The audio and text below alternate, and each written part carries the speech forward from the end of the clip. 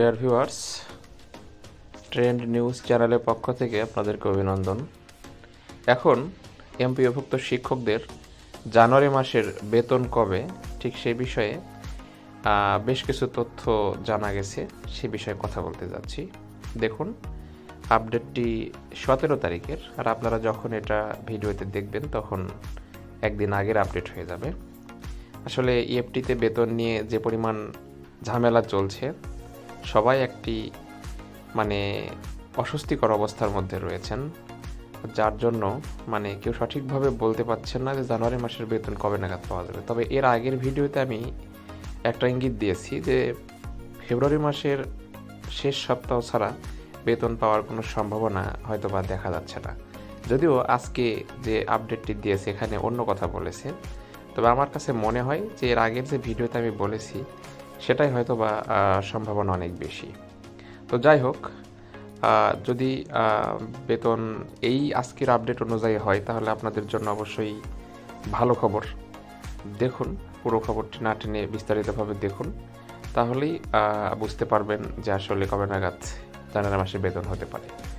আর চ্যানেলটি সাবস্ক্রাইব না করলে চ্যানেলটি সাবস্ক্রাইব করুন এবং বেল বাটন অল করে দিন, যাতে পরবর্তীতে যে কোনো ভিডিও আপনাদের কাছে খুব সহজেই পৌঁছে যায়। ভিউয়ার্স, জানুয়ারি মাসের বেতন নিয়ে সবশেষ যা জানালো মাউসি, এবং কেন বেতন হচ্ছে না সেটাও অবাক করবে। কারণ এই শিক্ষকরা এত অল্প টাকা দিয়ে জীবনযাপন করে, তাদের প্রত্যেক মাসের বেতন প্রত্যেক মাসে ফুরিয়ে যায়, এটা কিন্তু সবাই জানে।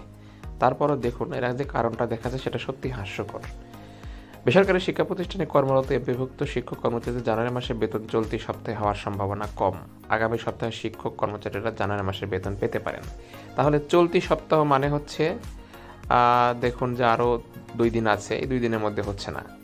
আগামী সপ্তাহ মানে ফেব্রুয়ারির লাস্ট উইক, তার মানে কি দাঁড়াচ্ছে, ফেব্রুয়ারির লাস্ট উইকেই বেতন পাবেন আপনারা, এরকমটাই বোঝা যাচ্ছে। দেখুন, আজ সোমবার এটা মাধ্যমিক উচ্চশিক্ষা অধিদপ্তরের মাউসি কর্মকর্তা জানিয়েছেন, কিন্তু পরে যে কথাগুলো বলেছেন সেটা সত্যিই হতাশাজনক।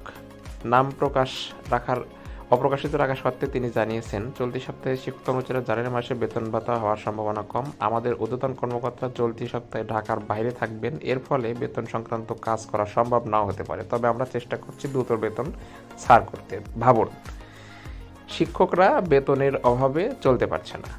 তারা এর আগে শোনালাম যে জানুয়ারি মাসের বেতনের প্রস্তাব জনপ্রশাসন মন্ত্রণালয়ে পাঠায়নি। কী ধরনের একটা বিষয়!